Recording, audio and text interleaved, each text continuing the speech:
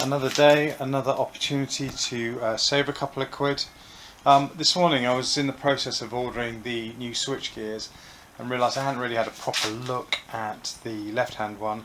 The unit itself wobbles around, there's a good bit of play in it, and the way these Chinese bars work is that there is a lug, which you can just work out there, focus. There's a lug just in the radius there, which fits into a hole which is punched into the handlebars. Now I think a combination of slightly worn handlebar and a slightly worn lug has resulted in that free play, but unfortunately unless they're secure, again it's an MOT failure. So I was going to order one of these and I thought, what if we can save ourselves 20 quid? And at first I thought maybe I could close this hole down a bit, but I guess if I had a welder I could just fill it up a bit and re-drill it, but I don't as of yet. So the plan B is to change the lug, and whilst it's cast into pot metal, I have a single opportunity to file it flat, drill it and tap it, replace it with this screw which I'll tap in, and this has a good fit in the hole. So if I get it right with our one shot, that should in theory stop any wobble, and being a screw we should be able to adjust it till it's just in the right place to lock in there. It's worth a go. I've got nothing better going on today other than the football later on.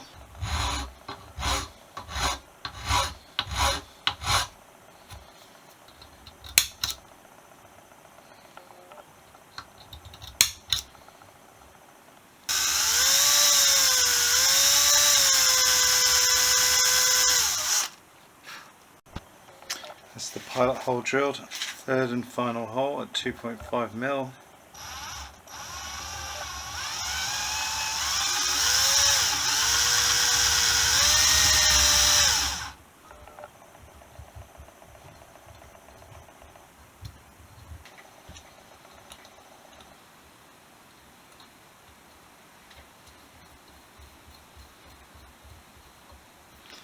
Okay, now to cut that down to size.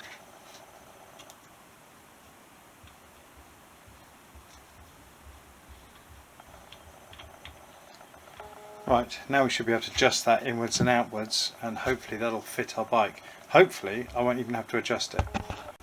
Right, solid as a rock. Ladies and gentlemen, I am calling that a win for Team Tightwad. Excellent, another 20 quid saved.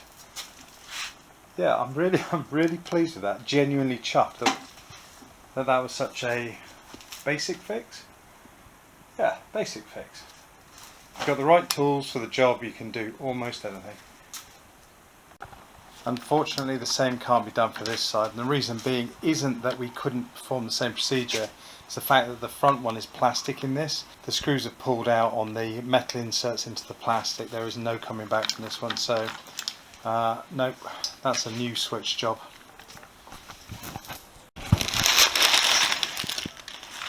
Ooh, Chinese goodies. Dust seals, that's 2. Air filter, desperately overdue. A gallon, I'm joking, a litre of fork oil, way too much.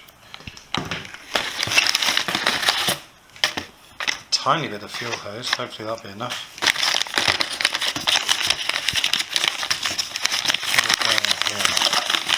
I've forgotten what I've ordered. Oh yeah, fuel filter. Oh yeah. This is an Immobilizer Bypass wire. I found it on their site by accident. Hopefully this will do the job. That janky Immobilizer Bypass will. Worth £1. Exhaust gasket, because we all know that exhaust is coming back off again. Just tested the bypass fix and that's working perfectly, so for the sake of £1 it saved me wiring anything in permanently. Well worth the money.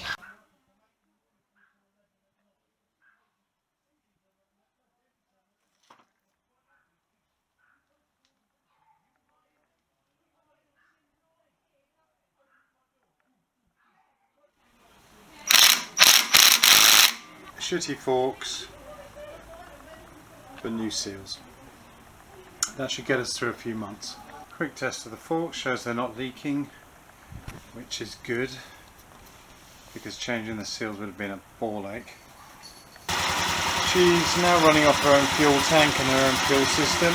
However, I have spotted another issue, which is a very intermittent fuel gauge.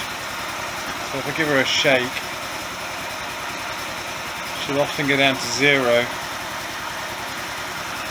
I'll pull her back.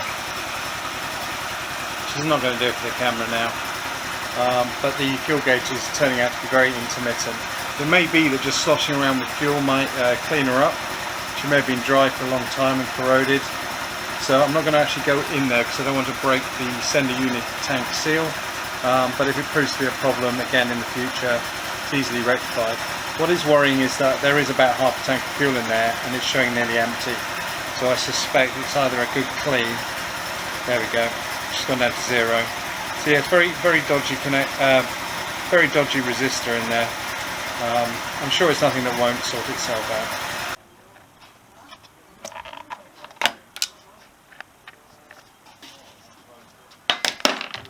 This is irritating me. The new air filter, whilst it looks almost identical, isn't. It's just slightly the wrong shape. It just doesn't fit. So I guess we're going with the old filter for the time being till that can be rectified. We have some new goodies have arrived at long last. We have new brake, caliper and hose and master cylinder, new switch, new disc and bolts, which actually are second hand but almost new. And this is my phone charger. And we also have a new fuel cap because the old one, the rubber's gone on it, but it's cheaper to buy a new whole fuel cap.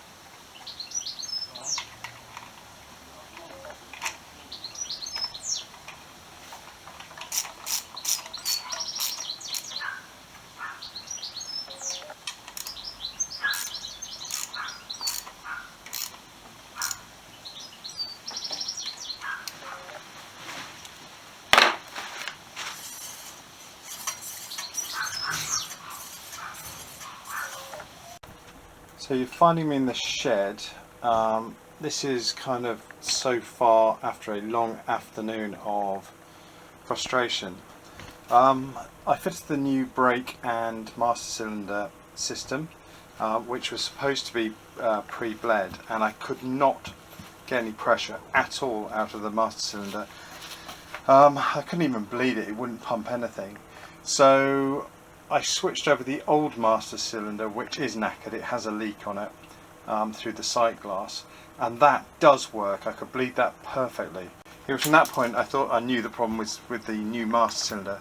So I stripped it out, took it all apart, and inside in the piston I found chunks of machined aluminium, like all the swarf. I've cleaned it out using a water-based detergent, put it back together briefly just to check that I've got pressure, and all of a sudden I suddenly have pressure again.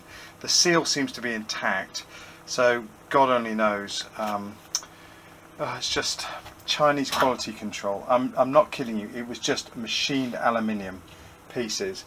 You can sort of see some of it in the bottom where I've been cleaning, the majority of which I carefully took off with a soft bristle brush, and this is the remainder of the chunks that came out of it, like a light fine dust. So I'm going to reassemble this, refit it to the bike, and hopefully we have a working brake cylinder, but it doesn't give me a lot of confidence in the braking system, so definitely taking it easy for the first few rides. So yeah, so that's a frustrating afternoon. Again, you know, I know these things are cheap, but there's cheap and then there's dangerous or non-functional. And there's another side note. I think this is old stock, because somewhere on my desk anyway, is the original rubber boot that fits over the top, and that was perished and disintegrated before I even fitted it on the bike. So yeah, it's a moan. You get what you pay for, except you don't get what you pay for. You know, this could be potentially dangerous with all that shit in there. Anyway, so be aware of that. It's had a good clean now. We should be squeaky clean down the bore. This is where a majority of the crap came out of. So anyway, I'm going to use the air gun, blow dry that, make sure there's no moisture left in it, because brake fluid's hydroscopic. So there should be no moisture left in this when it goes back together. So that's the next job. Fast forward to the next day. The rebuilt master cylinder is working. It took a bit of fettling.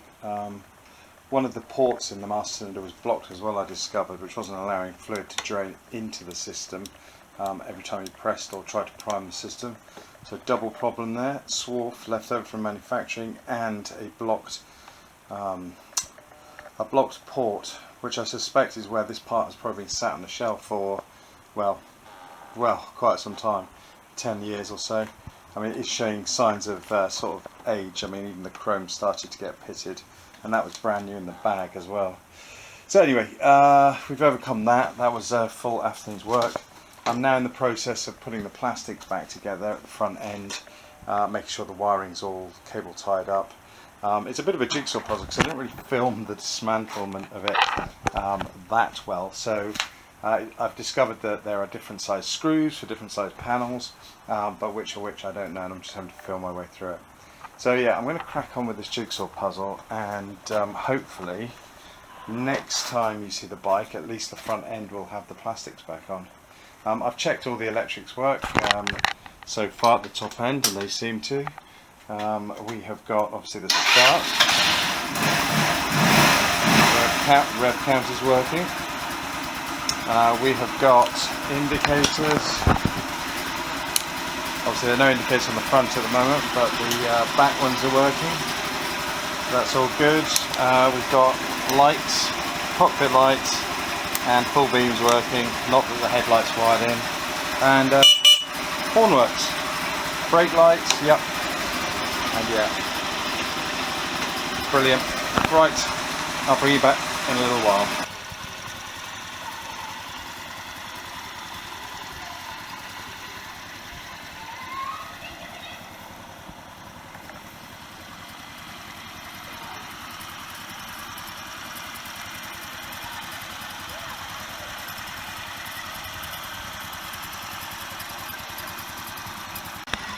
I think she's ready for her MOT. All I need now is a logbook, and we're good to go. And then the real fun starts.